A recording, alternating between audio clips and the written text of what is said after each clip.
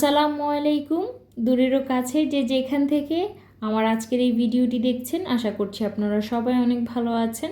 আমরাও আলহামদুলিল্লাহ ভালো আছি। সকালে ঘুম থেকে উঠে ফ্রেশ হয়েছি, হাজব্যান্ড তো অফিসে চলে গিয়েছে।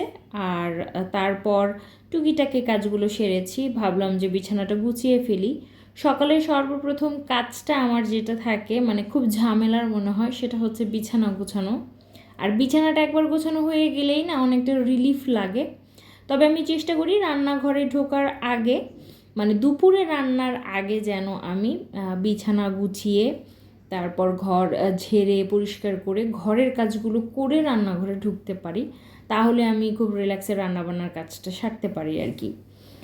আর সকালের দিকে যেটা হয়, সারা রাত তো চুলার এভাবেই থাকে, পোকামাকড় চলাফেরা করতেই পারে, ধুলোবালি লাগতেই পারে। তো আমি চেষ্টা করি সকালের দিকে এসেই রান্নাঘরে প্রথম আমার যেই চুলার কিংবা ইনফ্রারেড এগুলো একটু পরিষ্কার করতে, আশপাশ দিয়ে একটু মুছে নিতে।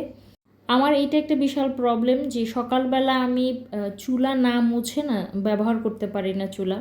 তো যাই হোক, চুলা কাউন্টার টবের আশেপাশ জায়গাটুকু মুছে নিয়েছি। এবার চা বসিয়ে দিয়েছি, একটা এলাচ থেতো করে দিয়েছি। তো রাতের যে থালা বাসন ছিল সেগুলোই তুলে রাখছি, আর পাশাপাশি কি রান্না করব সেটাই চিন্তা করছিলাম। বরাবরের মতো প্রতিদিন কি রান্না হবে সেটা আমার চিন্তার বিষয়, কি দিয়ে কি রান্না করব কিংবা কি কি আইটেম রান্না করব, কোন খাবারের সাথে কোন খাবারটা কম্বাইন করে আসলে যায়, এগুলো চিন্তা না করাটা আমার কাছে বেশি ডিফিকাল্ট মনে হয়। রান্নাটা আমার কাছে তুলনামূলক ইজি মনে হয়। তো যাই হোক, মাছ নামিয়ে নিয়েছি আর যা যা প্রয়োজনীয় জিনিসগুলো আদা রসুন এগুলো নামিয়েছি। তো এখন চাটা খাবো। এই চা ছাঁকনিটা নিয়ে আমি যে কী পরিমাণ বিপদে পড়েছি আমি না বলে বোঝাতে পারবো না। জাস্ট এত সুন্দর দেখে চা ছাঁকনিটা আনলাম, এই চা ছাঁকনি দিয়ে এখন আর চা ছাঁকা যায় না, একটুতেই জ্যাম হয়ে যায়। মানে কি যে বলবো, আসলে এটাই আবার প্রমাণিত হলো, দেখতে সুন্দর হওয়া মানেই কিন্তু তার কাজ ভালো, এটা একদম ভুল একটা ধারণা আর কি। তো যাই হোক, চা খাওয়া শেষ করেছি, কোটা বাছার কাজগুলো অফ ক্যামেরাতেই করে নিয়েছি, এখন রান্না বান্নাটা করছি। অনেক দিন পর বলতে গেলে বেলে মাছ যে রয়েছে, মোটামুটি ছোট বড় মিশিয়েই এই বেলে মাছ রান্না করব। অনেক দিন খাওয়া হয় না এই বেলে মাছটা। মূলত ছোট মাছগুলো আমার কাটতে সমস্যা, নিচে বসে কিংবা বসে কাজ করার যে বিষয়গুলো সেই ধরনের কাজগুলো আমার জন্য খুব ডিফিকাল্ট। কিছু শারীরিক জটিলতার জন্য জিনিসগুলো আসলে আমার জন্য খুবই কষ্টকর এবং কষ্টসাধ্য। তো যার কারণে ছোট মাছ কিংবা মাছ কাটতে হয় এমন কন্ডিশনে আমি একটু কমই যাই। হাজব্যান্ড চেষ্টা করেন বাহির থেকে কেটে নিয়ে আসার জন্য। তো আপনাদের সাথে গল্প করতে করতে তো আমার বেলে মাছটা হয়ে গিয়েছে। এখন ভাজিটা করে নেব। করলা ভাজি করব চিংড়ি মাছ দিয়ে। করলা কিন্তু শরীরের জন্য অনেক ভালো, এটা কিন্তু ডায়াবেটিক্স নিয়ন্ত্রণে বেশ ভালো কাজ করে, লিভার ডিটক্সিফিকেশানে বেশ ভালো কাজ করে, হজম বা শক্তি বৃদ্ধি করে, রোগ প্রতিরোধ ক্ষমতা বাড়ায়, শরীরে যে সুগারের লেভেল সেটা কমায়। তো অনেক উপকারিতা রয়েছে। করলা ভাজিটা তো বসিয়েছি। আর এ পাশে কিন্তু আমার সিঙ্ক ভর্তি থালা বাসন রয়েছে সব সময়ের মতো, তবে এই থালা বাসন আমি একদম চুটকি দিয়েই সব পরিষ্কার করে নিব। এই যে দেখুন, একদম চুটকি দিয়ে সব কিছু ঠিক করে ফেলেছি। আমি ভাবি যে মাঝে মাঝে সত্যিই যদি চুটকি দিয়ে একদম মুহূর্তের মধ্যে সব কাজ করে নেওয়া যেত, আমার মনে হয় মানে ঘরের মহিলাগুলো, বিশেষ করে গৃহিণীগুলোর মতো খুশি এই দুনিয়াতে আর কেউ হতো না। করলা ভাজিটা হয়ে গিয়েছে, দুপুরের খাবার দাবার সেরে নিয়েছি। আমি আর ভাতিজি বসে বসে টেলিভিশন দেখছিলাম।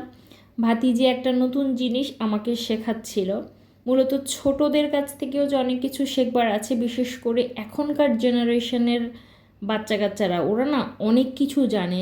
টেকনিক্যাল জিনিসগুলো আমার মনে হয় আমাদের থেকে বেশি ভালো জানে।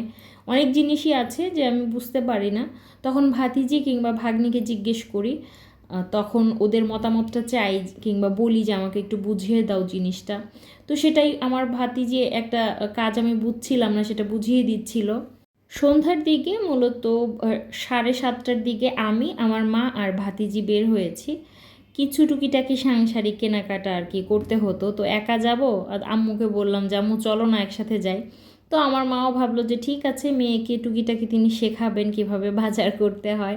তো সেই উদ্দেশ্যে বের হয়েছে। ওইদিকে ভাতিজিও পিছনে লেগেছে যে ফুপি ঈদের ছুটি দিয়েছে, এখন আমি তোমাদের সাথে শুধু ঘুরঘুর করব।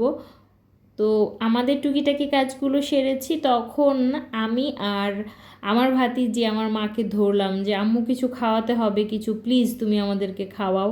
তো তখন আম্মু বলছিল যে ঠিক আছে কি খাবে বলো। তো বরাবরের মতো আমার মোমো পছন্দ, আমি মোমো নিয়েছি। আর আমার ভাতিজির পছন্দ হচ্ছে মিট বক্স, তো সে সেটা নিয়েছে। আর আমার মা স্পেশালি লাচ্ছিটা খুব পছন্দ করে। এখানে ম্যাঙ্গো লাচ্ছি পাওয়া যাচ্ছিল, তো ম্যাঙ্গো লাচ্ছির কথা না এর আগে আমি কখনো শুনিনি। তো যাই হোক, আম্মুকে বললাম তুমি ওইটাই খাও।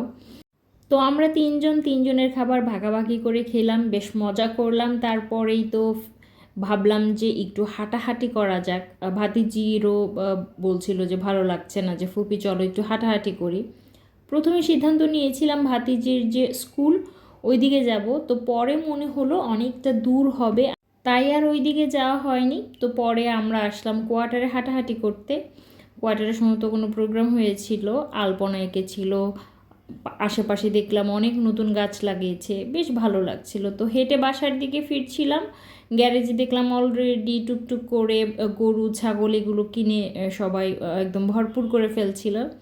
তো এই তো আমরা তিনজন, এখন আমি চলে যাব আমার বাসাতে, আর ভাতিজি আর আমার মা চলে যাবে তাদের বাসাতে। তো বাসায় ফিরেছি, বাসায় ফিরে দেখলাম হাজব্যান্ড এসেছেন অফিস থেকে, তার কোরবানির ঈদ উপলক্ষে ছুটি হয়েছে। তো আজই ছিল লাস্ট অফিস। তো সে টুকটাক কিছু জিনিস নিয়ে এসেছে যেগুলো ছিল না, তো সেগুলোই আমি বের করে ভাবছিলাম যে ফিল আপ করে ফেলবো। এখনও পর্যন্ত যারা আপনারা আমার ভিডিও দেখছেন, আপনাদেরকে অসংখ্য ধন্যবাদ এখনও পর্যন্ত আমার সাথে থাকার জন্য। তবে আপনারা যদি আমার আরও ভিডিও দেখতে চান, চাইলেই কিন্তু আমার চ্যানেলটা সাবস্ক্রাইব করতে পারেন। আমার ভিডিওটি ভালো লাগলে একটি লাইক করতে পারেন, আর কমেন্ট করে জানাতে পারেন আপনারা কে কোন জায়গা থেকে আমার ভিডিও দেখছেন। আমার কিন্তু ভীষণ জানতে ইচ্ছা করে যে আপনারা কারা আমার ভিডিও দেখেন, ঠিক কোথা থেকে দেখেন। এই যে প্রতিনিয়ত আপনারা একটু একটু করে আমাকে ভালোবাসা দিচ্ছেন, আমি কিন্তু আপনাদের ভালোবাসায় অনেক বেশি ঋণী হয়ে যাচ্ছি। ধীরে ধীরে আমার চ্যানেলটা কিন্তু একটু একটু করে এক পা দুপা করে বাড়ছে, আর এতে আপনাদের প্রতি আমার কৃতজ্ঞতার যেন শেষ নেই। এভাবেই সবসময় আপনাদের ভালোবাসা চাই, এভাবেই আমাকে ভালোবাসবেন, আমাকে সাপোর্ট করবেন, এই প্রত্যাশাটা সবসময় থাকবে। একে একে আমি কিন্তু সমস্ত জারগুলো ফিল করে নিচ্ছি, যেখানে যেই জিনিসটা দরকার ছিল কিংবা যেখানে যেটা থাকে সেটাই ফিল আপ করে নিচ্ছি। মোটামুটি সব কিছুই হয়েছে, তবে আমার কাছে মনে হলো যে গোলমরিচ যে আনতে বলেছিলাম আমার হাজব্যান্ডকে, গোলমরিচটা আমাদের বাসায় একটু বেশি প্রয়োজন হয়। তবে তিনি যেটা এনেছেন হয়তো বা আরও প্রয়োজন হবে, কারণ মোটামুটি সব ধরনের খাবারেই গোলমরিচটা যায়। তো দেখা যায় যে নাস্তার আইটেম কিংবা এটা সেটা বানালে গোলমরিচটা একটু বেশি হয়। তো এখানে শুধু গোলমরিচটা একটু বেশি করে আনতে হবে, এই আর কি। তাছাড়া আর টুকিটাকি কোনো কিছুই লাগবে না, কিংবা বড়সড়ও কোনো কিছু লাগবে না। ঈদুল আজহারের জন্য আমরা একদম প্রস্তুত আলহামদুলিল্লাহ। ঈদুল আজহা উপলক্ষে আপনাদের প্রস্তুতি কেমন কমেন্ট করে জানাবেন, আপনাদের প্রস্তুতি জানার অপেক্ষায় রইলাম। তো আজকের এই ভিডিওটি এই পর্যন্তই, সবাই অনেক ভালো থাকবেন। আজকের মতো আসছি, আল্লাহ হাফেজ, আসসালামু আলাইকুম।